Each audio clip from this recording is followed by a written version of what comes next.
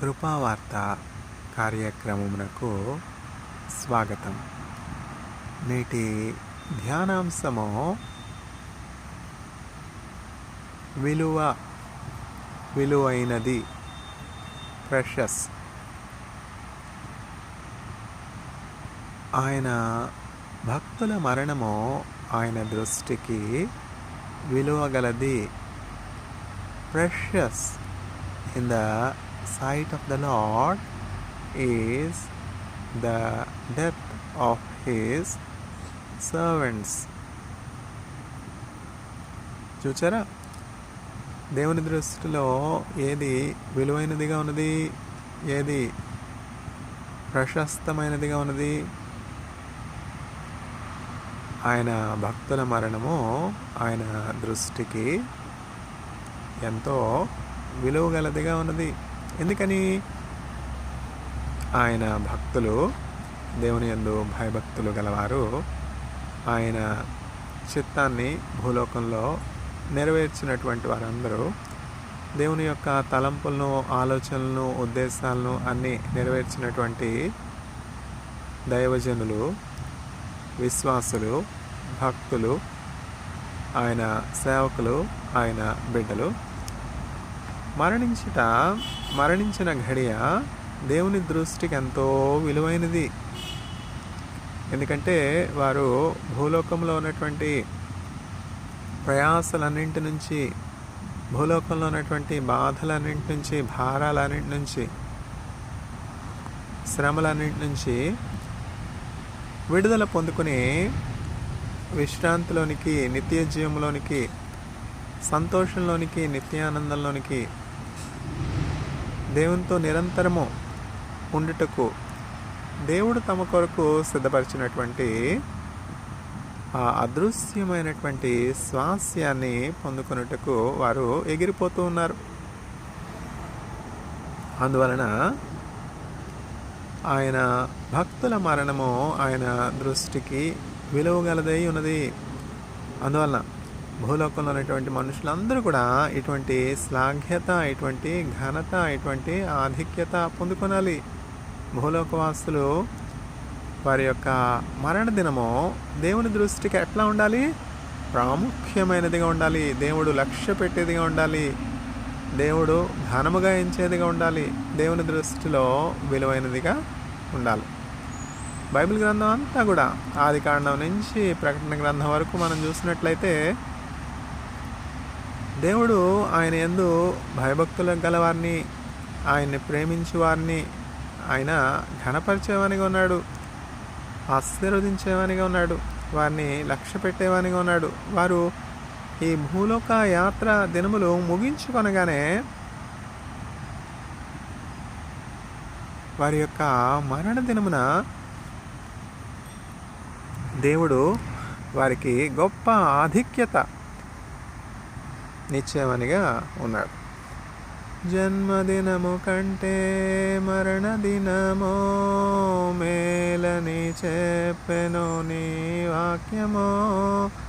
జన్మదినము కంటే మరణ దినమో మేలని చెప్పెను మీ వాక్యమో.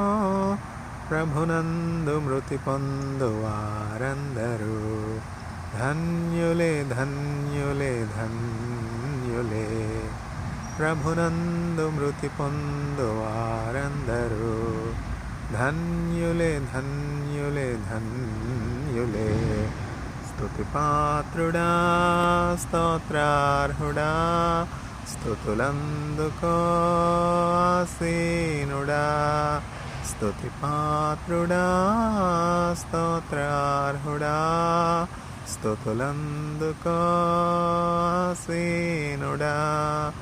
ఆత్మతో సత్యముతో మేము కీర్తింతున్ స్తోత్రార్హుడా.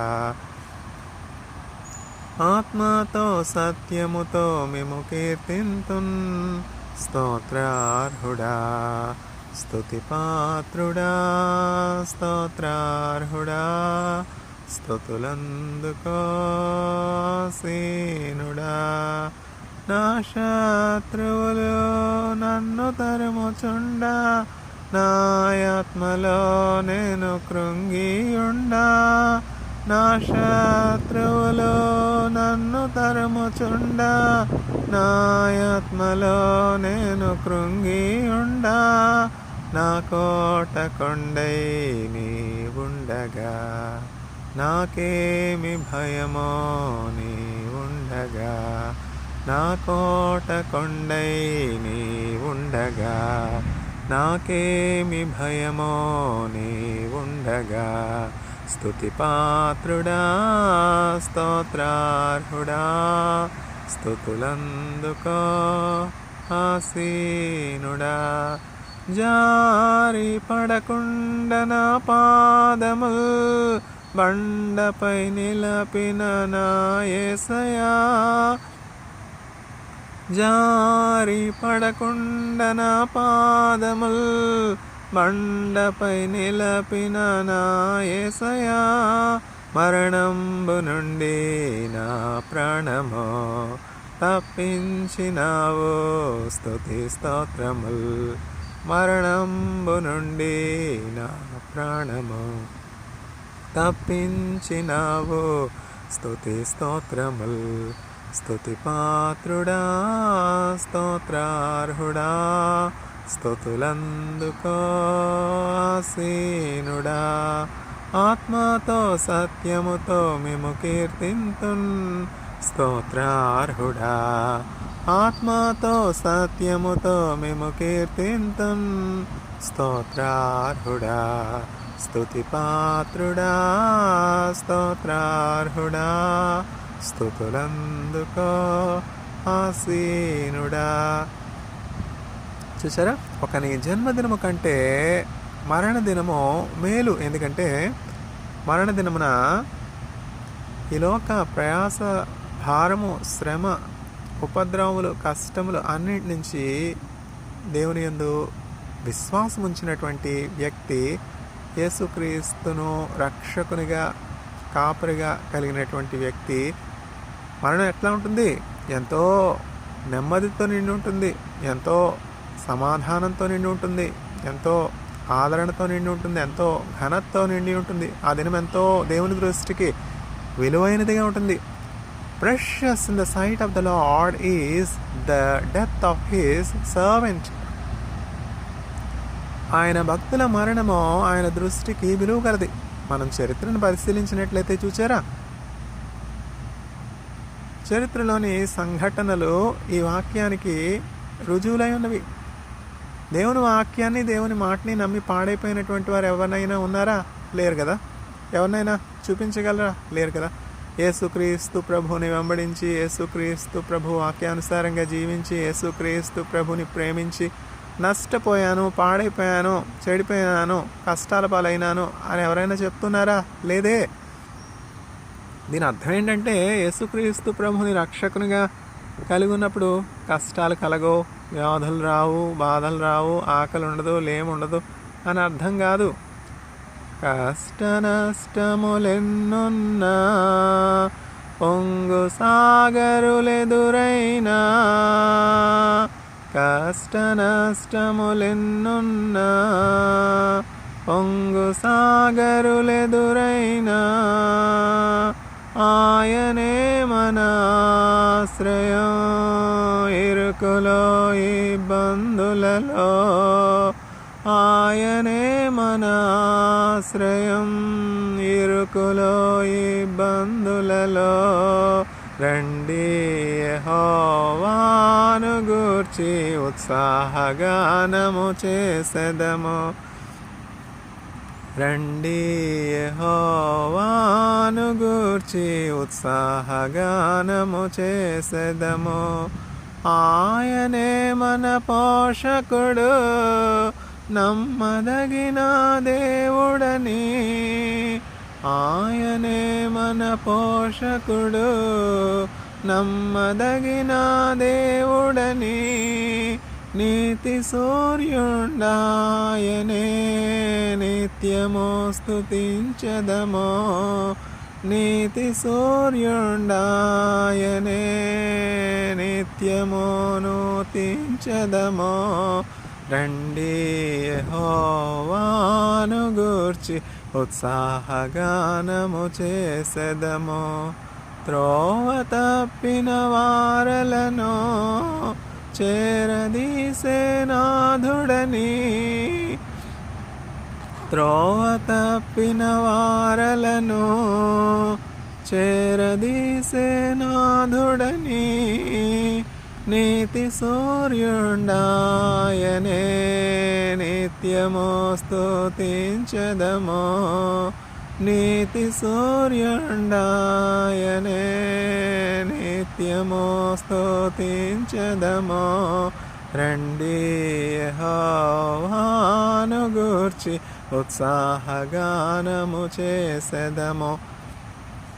యేసుక్రీస్తు ప్రభుని సొంత రక్షకునిగా దేవునిగా అంగీకరించిన తర్వాత ఒక వ్యక్తి జీవితంలో కష్టాలు వచ్చినా, కడగండ్లు కలిగిన, ఇబ్బందులు కలిగిన, ఎరుకులు కలిగిన అన్ని విషయాల్లో కూడా యేసుక్రీస్తు ప్రభు వారికి తోడై ఉండుటని బట్టి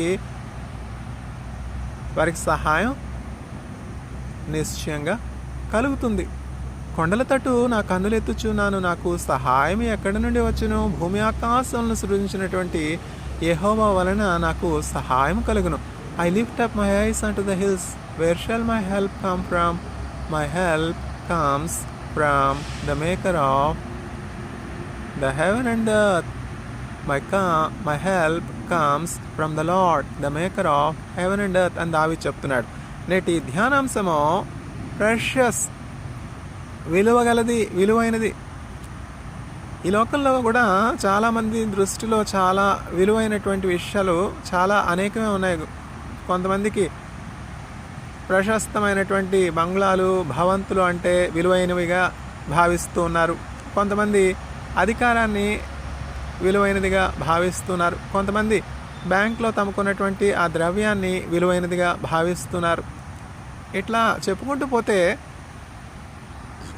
అనేకం ఈ లోకంలో మానవులు కల్పించుకున్నటువంటి అశాశ్వతమైనటువంటి చంచలమైనటువంటి వస్తువులను, క్షయమైనటువంటి వాటిని మానవులు ఘనమైనటువంటివిగా భావిస్తున్నారు, విలువైనటువంటివిగా భావిస్తున్నారు. కానీ దేవుని వాక్యం స్పష్టంగా చెప్తున్నది, మానవులు దేన్నైతే ఘనత ఇస్తారో, దేన్నైతే ఘనమైనదిగా, ఎన్నికైనదిగా, విలువైనదిగా భావిస్తున్నారో అవన్నీ కూడా దేవుని దృష్టిలో తుచ్చమైనవి, అల్పమైనవిగా ఉన్నవి.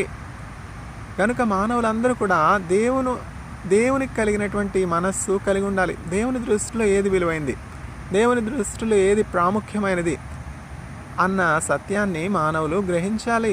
1000 కొండల మీద ఉన్నటువంటి పశువులన్నీ నావే కదా, జీవదాత దేవుడే కదా. 1000 కొండల మీద ఉన్నటువంటి పశువులన్నీ కూడా నావే కదా అని దేవుడు చెప్తున్నాడు. సమస్త జీవరాశులు నా చేత సృజించబడినటువంటి వారు కదా. అందువలన మానవులు దేవుని దృష్టిలో ఏది విలువైనది అన్నటువంటి జ్ఞానం కలిగి ఉండాలి. దేవుని దృష్టిలో విలువైనది ఏమిటి? ఆయన భక్తుల యొక్క మరణము ఆయన దృష్టికి విలువైంది. ఎందుకంటే ఈ లోకయాత్ర, జీవయాత్రను ముగించిన వేళ ఆరోహణమై పోవాలని ఇంట బయట యేసునాథునకు కంటి పాపనై ఆనందించాలని ఇదే నా కోరిక, నవజీవన రాగమాలిక. దేవుని కంటి పాపలాగా మనం ఉండాలి. దావీదు చెప్తున్నాడు, ఒకడు తన కనుపాపను కాపాడినట్లు దేవుడు నన్ను కాపాడాడు. దావీదు ఎట్లా ఉన్నాడు?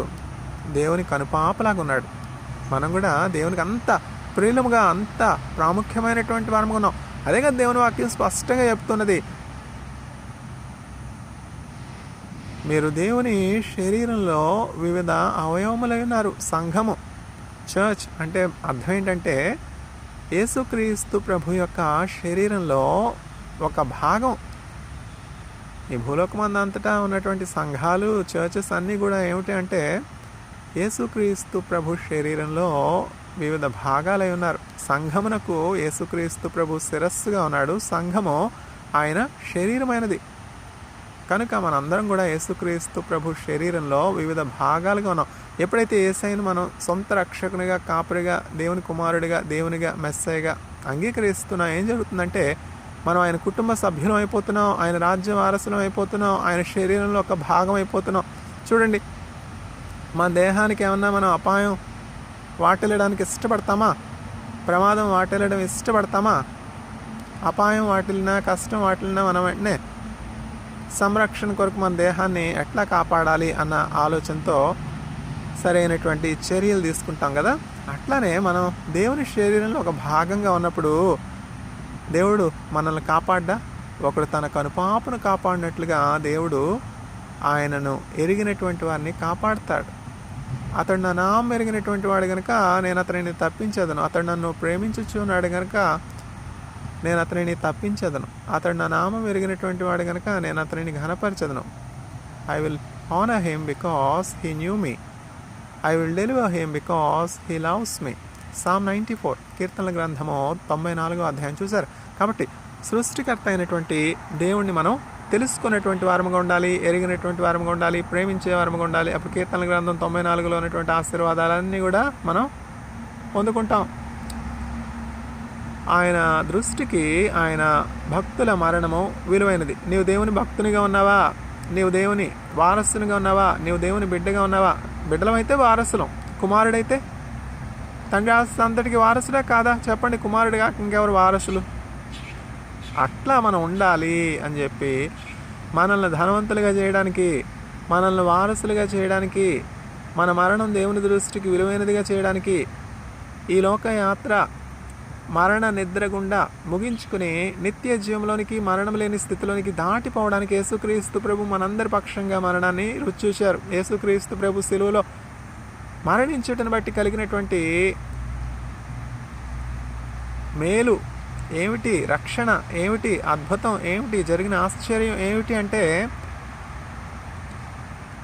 మానవులందరూ కూడా మరణం నుంచి జీవులోనికి దాటిపోయారు. మరణం యొక్క బలము గలవానిని యేసుక్రీస్తు ప్రభు సెలవులో మానవులందరి పక్షంగా జయించారు. ఈ మర్మం అర్థం చేసుకున్నట చాలా గొప్పది. సిలువ దేవుని యొక్క శక్తి అయినది.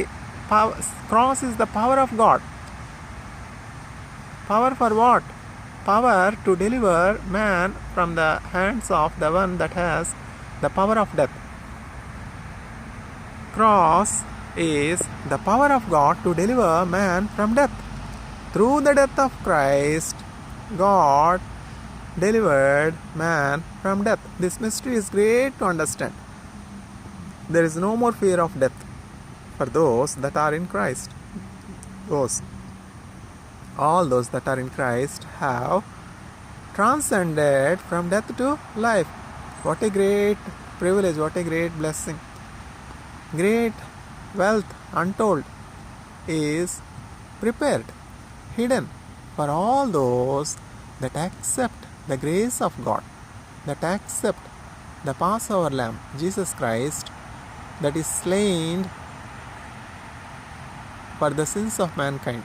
All those that accept that they are sinners, and those that confess their sins and accept Jesus Christ as their sacrificial Passover lamb that has been slain in their place for the remission of their sins, for the forgiveness of their sins, are redeemed.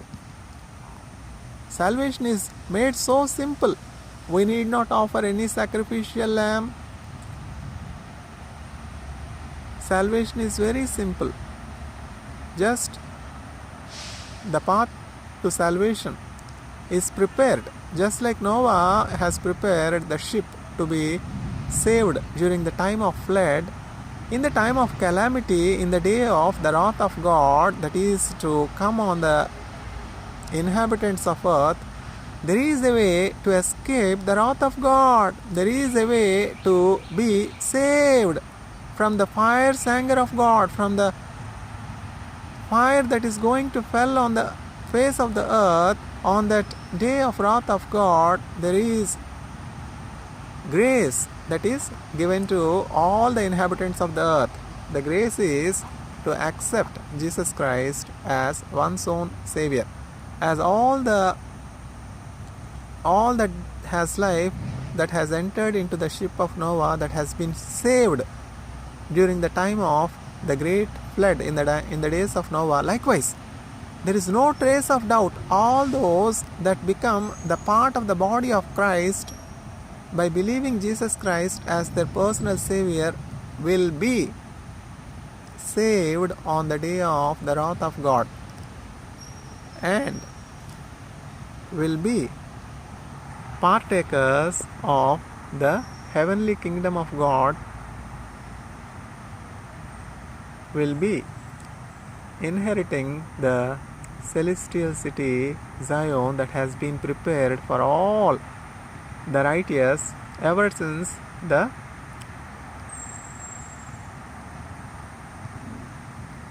earth is created. All ye righteous inherit the kingdom, inherit the everlasting kingdom that my Father has prepared for those that love God, for those that lived a blameless life on earth for the glory of God.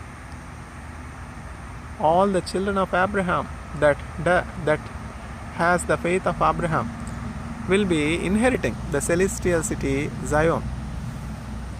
Precious is the death of the servants of God in the sight of God.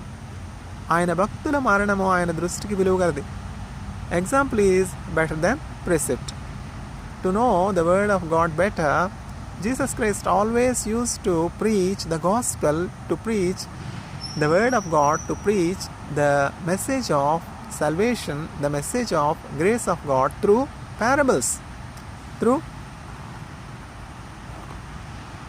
beautiful stories that generate enthusiasm in the audience, those that hear the sermon. That is why all the Israelites that followed Jesus Christ used to love Jesus and call Jesus as Rabboni. Rabboni means teacher. Jesus Christ has been a good teacher. I will open my mouth and reveal the things that are hidden ever since the creation, since the beginning of the creation. Precious in the sight of God is the death of his servants. When the beloved servant of God, Moshe, died on Mount Nebo, God himself buried the body of Moshe on Mount Nebo. None of the Israelites that have been with Moshe all through the wilderness knew where Moshe was buried on the mount, including Joshua, the disciple, the intimate disciple of Moshe, knew where Moshe was buried. Because the death of Moshe was so precious in the sight of God, God himself told Moshe. Before the death of Moshe, God revealed Moshe that his days have neared. His earthly journey is going to complete in few more days. Then God revealed Moses, my servant Moshe, your earthly journey is going to come to an end. You have accomplished all my will. And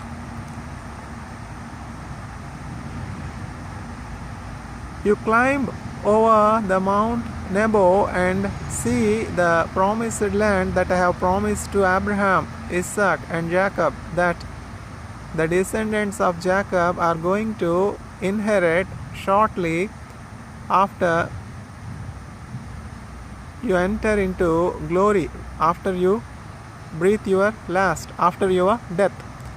God is revealing Moshe when he is going to die, when his earthly journey is going to come to an end, and after that what will be happening to the people of God.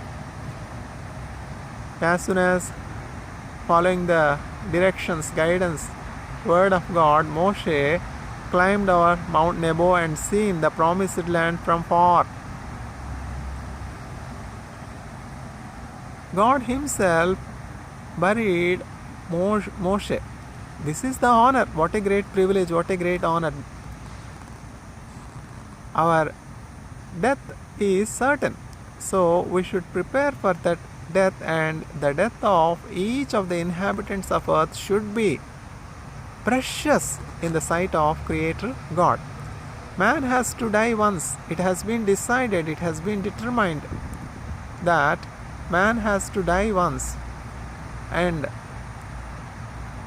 because man sinned and disobedience, through disobedience of Adam, our forefathers, because of the disobedience of Adam and Eve, death has come, and death reigned over all that have gone away from the will of God. Those that followed diligently the path of God has not tasted death. We see Hanok. Hanok walked with God for 365 years. He lived on the face of the earth for 365 years. Hanok has not tasted death. God will not punish or put the curse of Adam and Eve on those that do not partake the sins of Adam and Eve. Hanok did not partake in the iniquities of Adam and Eve. Hanok walked in the path of God. Hanok chose the tree of life rather than the fruit from the tree of knowledge and evil. So Hanok was spared from death. Hanok lived on earth for 365 years. All the 365 years, Hanok had intimate relationship with God. Hanok walked with God.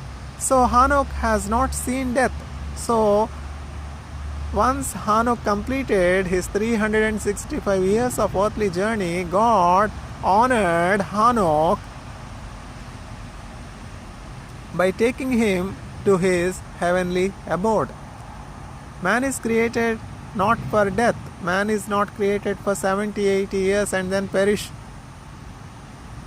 The will of Father is, the will of the Lord is, no one should perish. For God so loved the world. World means man. For God so loved man that God wanted to have fellowship with each one of us. God loves each one of us intimately. Even the very hairs of your head are numbered. Even your very hairs are numbered. God is so much keen. God is so much particular about each one of us. Our rising, our sitting, our going in, our going out, all are so clearly seen by God. Nothing is visible to God. నేటి ధ్యానాంశము విలువగలది, విలువైనది, precious. ఆయన భక్తుల మరణము ఆయన దృష్టికి విలువగలది. ఆయన సేవకుడైనటువంటి మోషే జీవిత దినాలు గతించుచున్నవి, ముగిసిపోనై ఉన్నాయి. మోషే జీవితాన్ని మనం పరిశీలించినట్లయితే మోషే ఏమైనా తక్కువ శ్రమల గుండా వెళ్ళాడా, తక్కువ కష్టాల గుండా వెళ్ళాడా? పుట్టినప్పటి నుంచి మోషే తన తల్లి గర్భాన ఉద్భవించినప్పటి నుంచి మోషే కష్టాలే కదా. మోషే ఎక్కడ జన్మించాడు? ఐగుప్తులో జన్మించాడు. ఐగుప్తులో ఇజ్రాయేలీలు శ్రమలో ఉన్నారు. ఆ కాలంలో యోసేపును ఎరుగినటువంటి వేరొక రాజు ఆ ఐగుప్తు దేశాన్ని పరిపాలిస్తున్నాడు. యోసేపు జీవించినంత కాలం ఐగుప్తు దేశంలో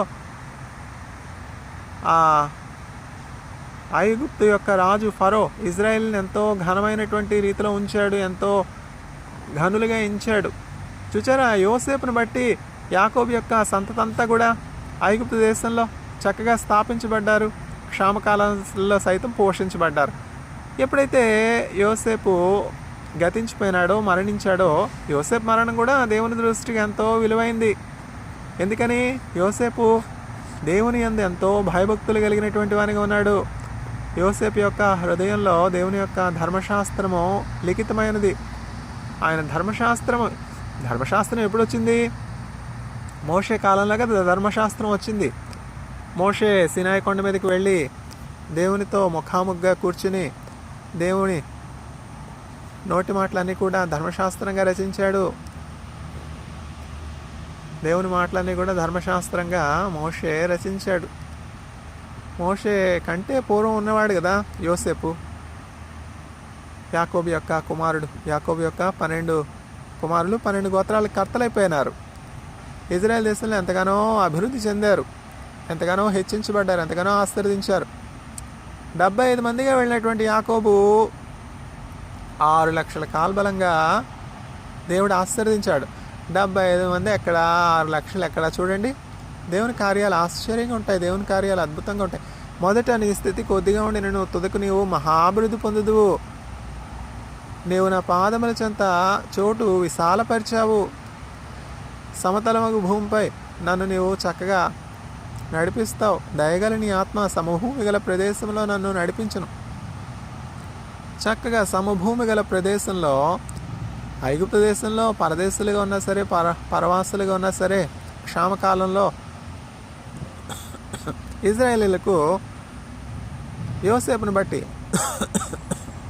ఆశ్రయం దొరికింది.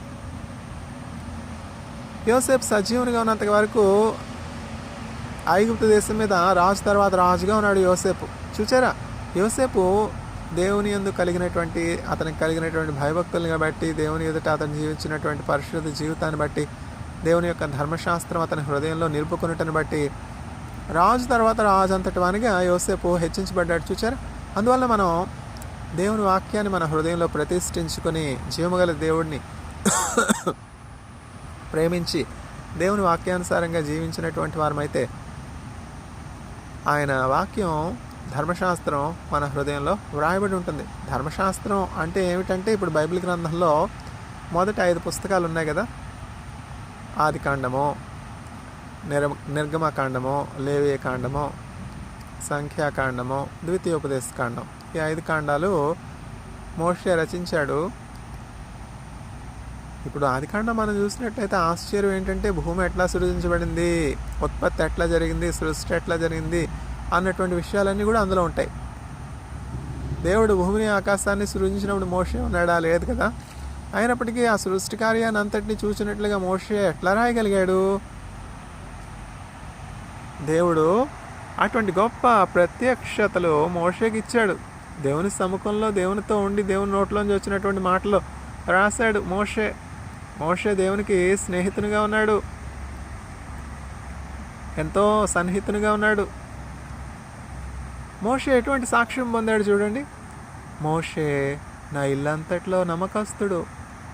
మోషే is trustworthy in all my household. What a wonderful testimony. Behold, the one greater than Moshe is before you. Behold, the one greater than Solomon is before you.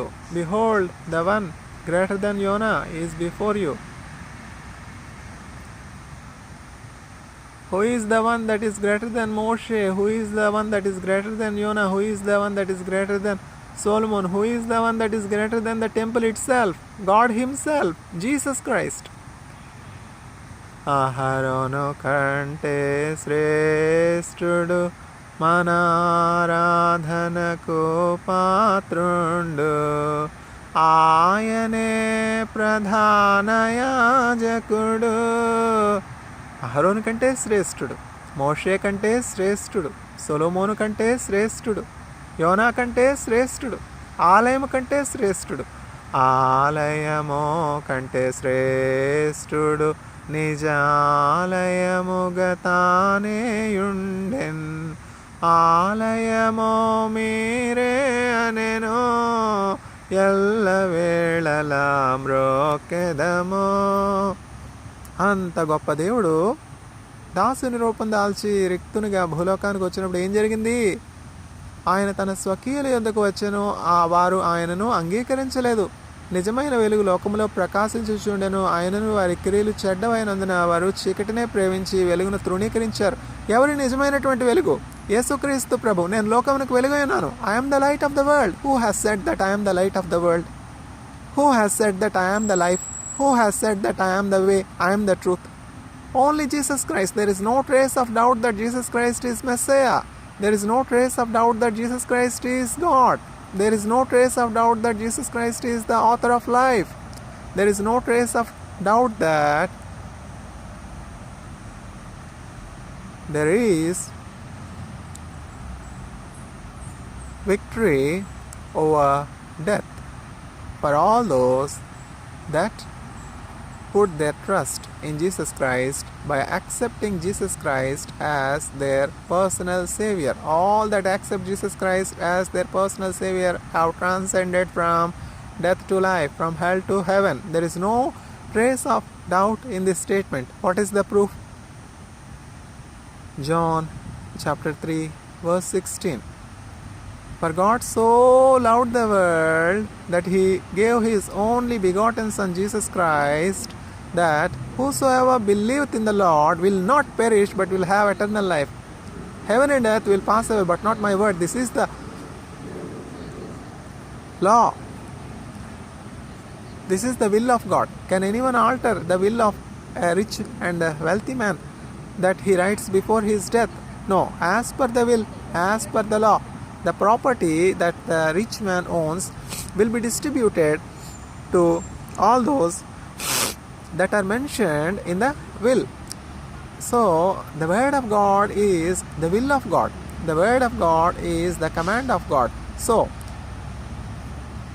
according to the will of God, only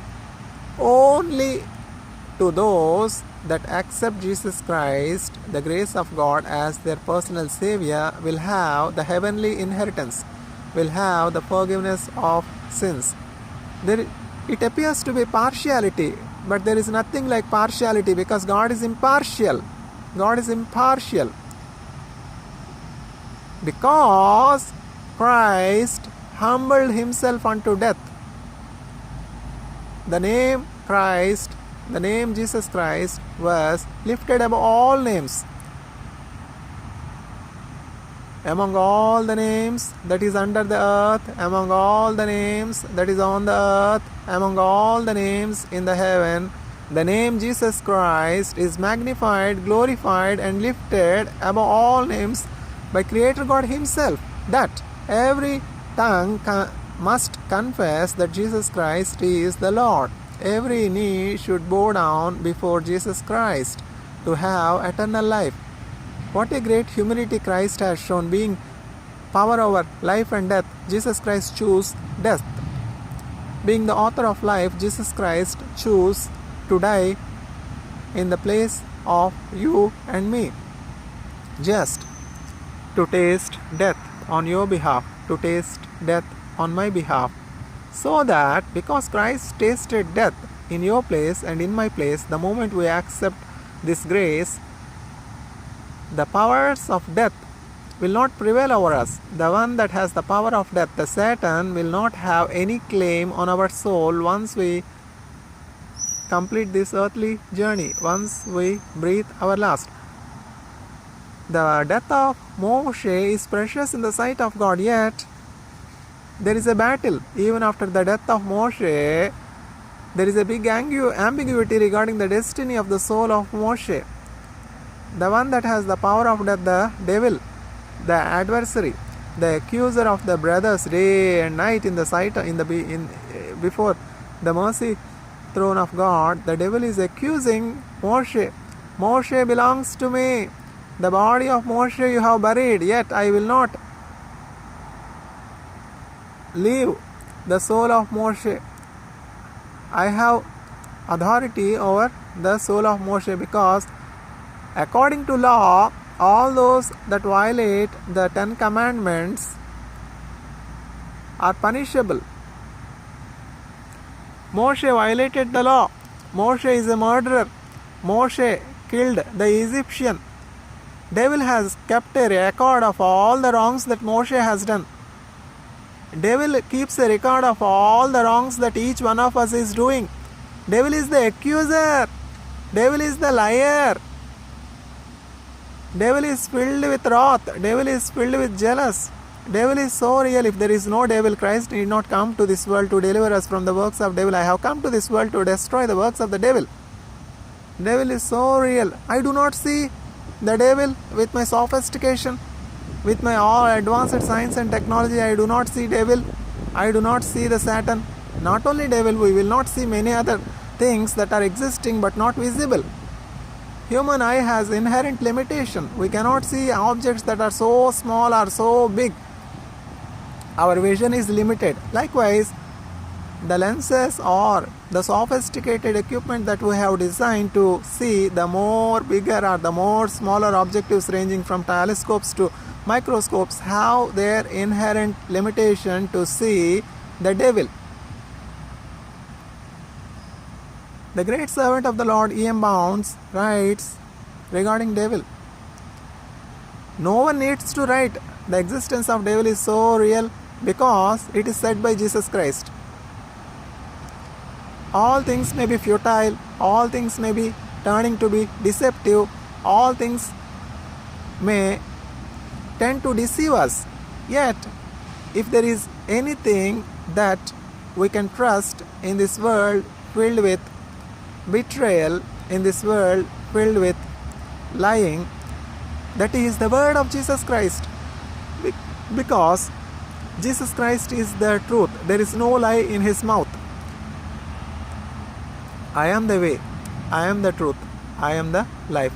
There is no ambiguity in believing. There is no trace of doubt to believe that Jesus Christ is the truth and all his words are trustworthy and Christ has overcome death. I am the life and I am the resurrection. Because Christ humbled himself unto death. Because Christ was obedient. Because Christ cried out to the Lord with groanings. Christ was accepted.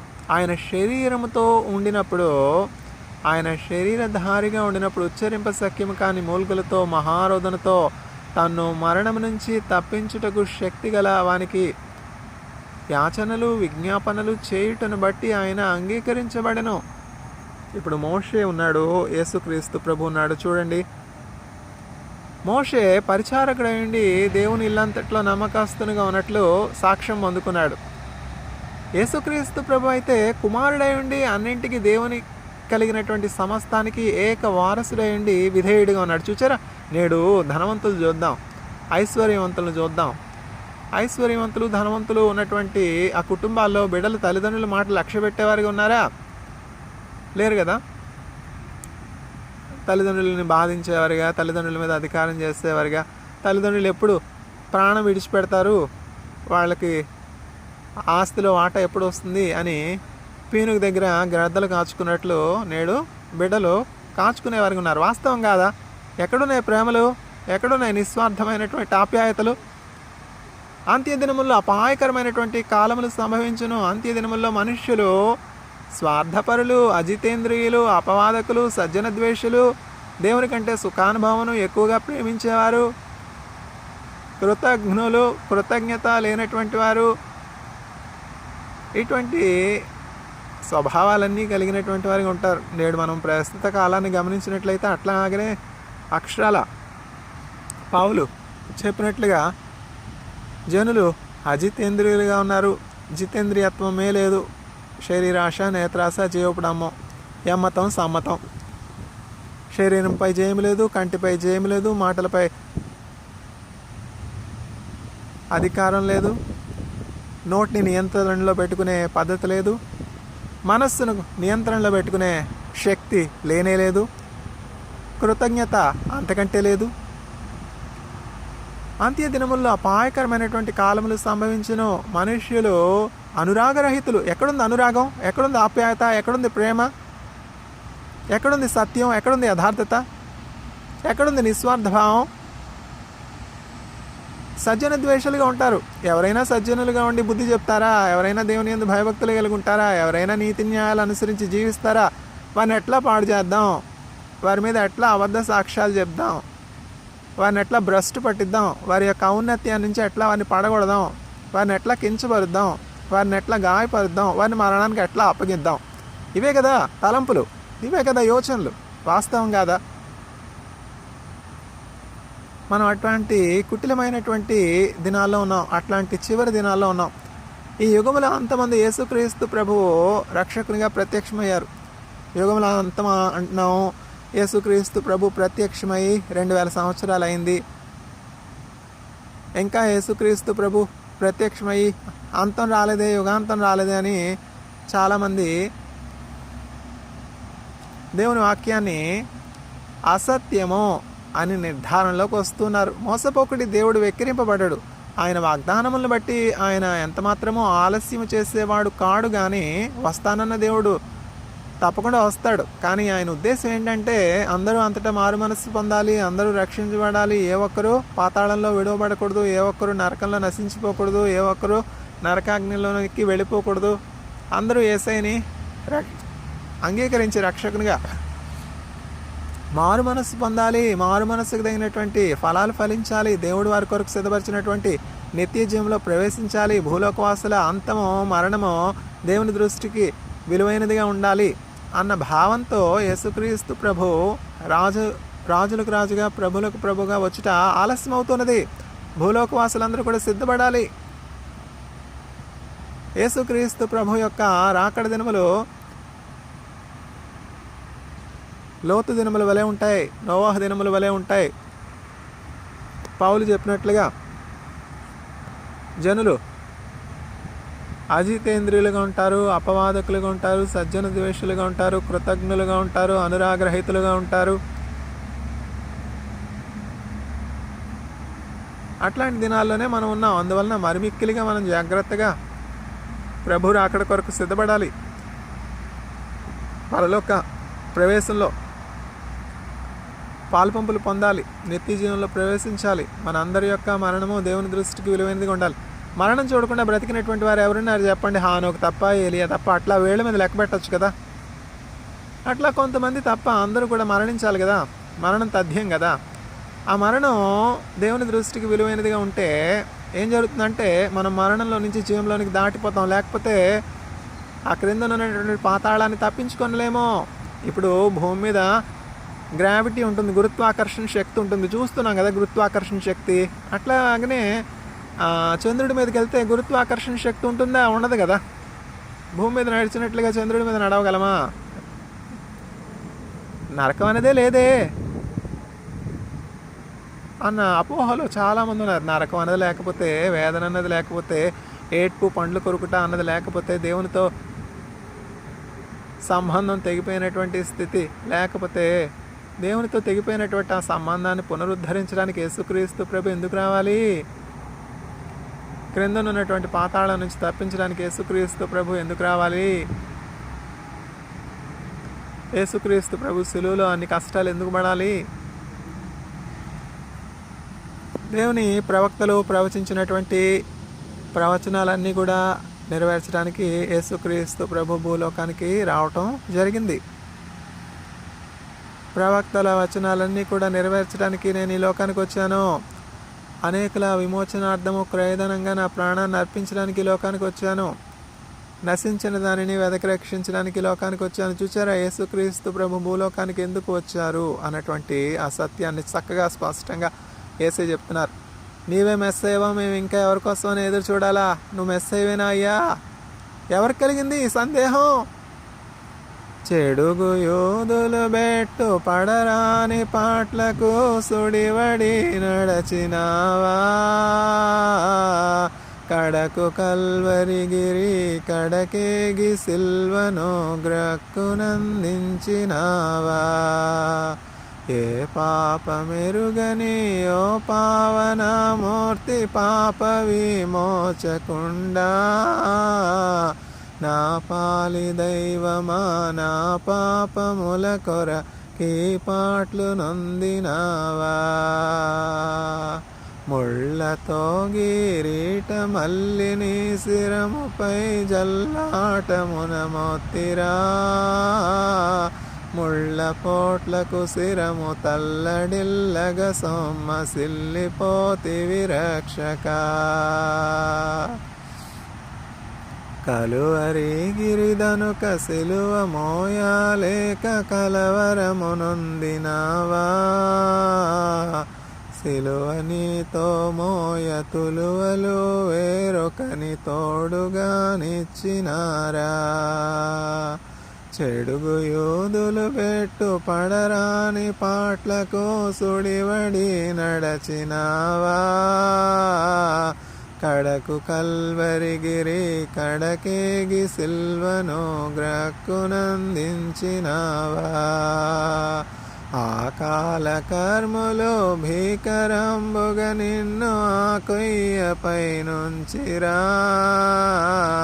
నీ కాలు సేతులు ఆ కొయ్యకే సూది మేకులతో గృచ్చినారా. బల్లిదుండగు బంటు బల్లెమును నీ ప్రక్క జిల్లి బొడబొడచినాడా. ఉల్లోలములవలే నల్ల నీరు బొకంగ జల్లారె కథ కోపము. సిలువపై పలుమార్లు కలుగుచుండెడి బాధ వలన దాహమునాయనా.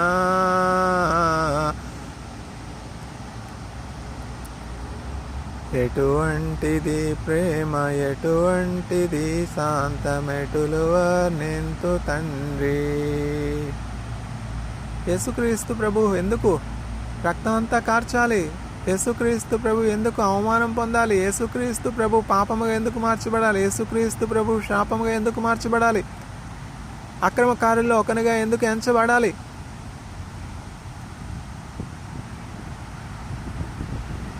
ఆయన పొందిన గాయములను బట్టి మనకు స్వస్థత కలుగుచున్నది. మనమందరము గొర్రెల వలె త్రోవ తప్పిపోతే మనలో ప్రతివాడును తనకిష్టమైనటువంటి త్రోవకు తొలగిపోయాను. మనందరి దోషము యెహోవా తండ్రి ఆయన మీద మోపెను.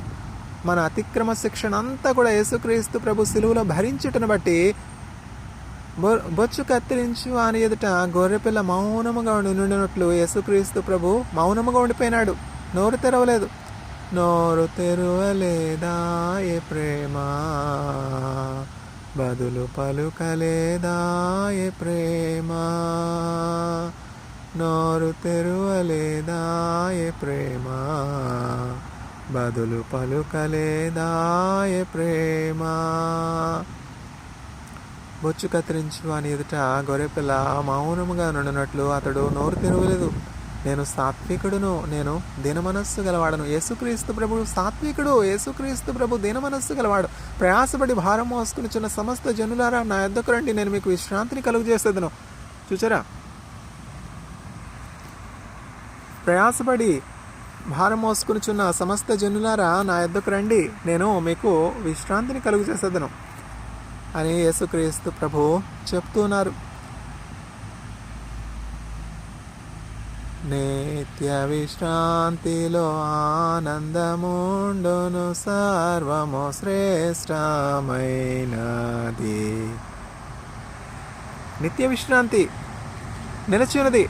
ఆయన భక్తులకు విశ్రాంతి నిలిచి ఉన్నది. చూసారా, మనం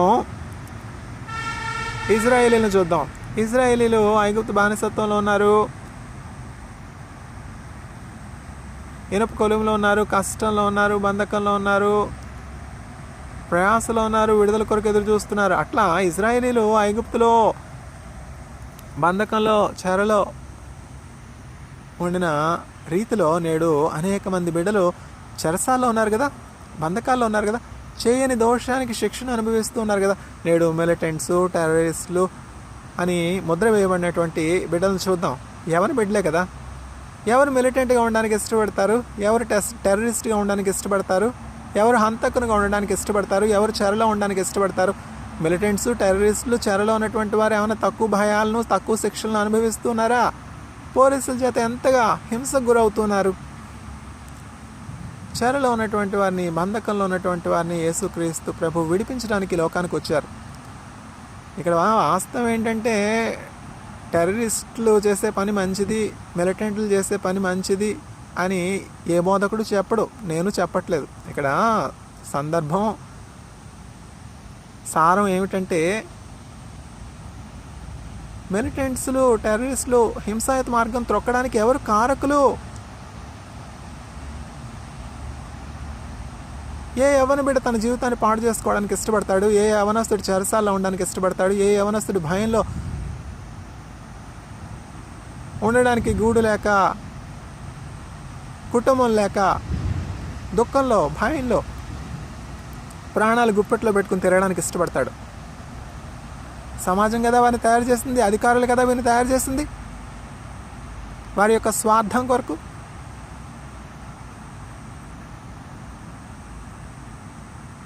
నశించిన దానిని వెదక రక్షించడానికి యేసుక్రీస్తు ప్రభు ఈ లోకానికి వచ్చారు. చెరలో ఉన్నటువంటి వారిని విడిపించడానికి, విడుదల ప్రకటించడానికి యేసుక్రీస్తు ప్రభు ఈ లోకానికి వచ్చారు. యేసుక్రీస్తు ప్రభు ఎవరిని చెరలో పెట్టలేదే, చెరసాల్లో వేయలేదే. యేసుక్రీస్తు ప్రభు ఎవరిని హింసించలేదే. Waterboarding is no problem. Waterboarding can be done. Pseudo rulers are professing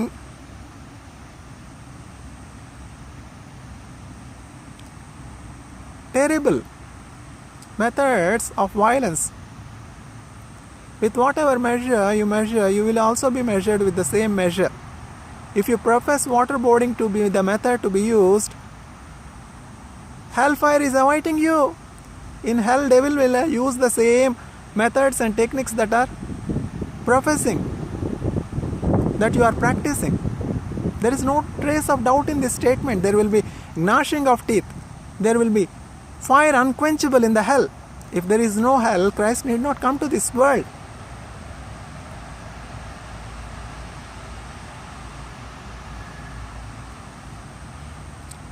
Overcome evil with good. This is the way of Christ. Professing that they are wise, they have become fools. What is the point in taking oath over Bible and not practicing what is told by Christ? Is it not hypocrisy? Is it not terrorism? Who is advocating terroristic methods?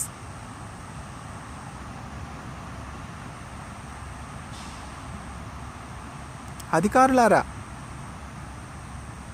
పరలోకంలో మీకు అధికారి ఉన్నాడు అని జ్ఞాపకం చేసుకున్నది. All those that are in authority, remember that the one who gave you power is above you, enthroned. Use your power with the fear of God.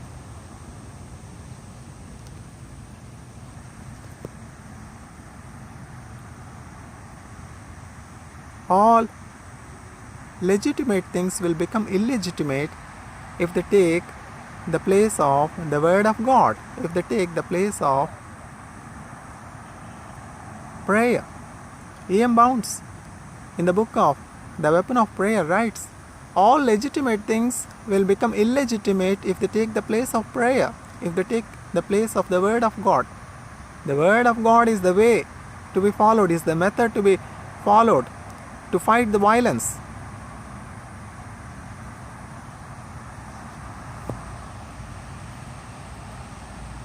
Barabbas was released. Christ took the place of Barabbas also, and he offered himself as a ransom for you, for me.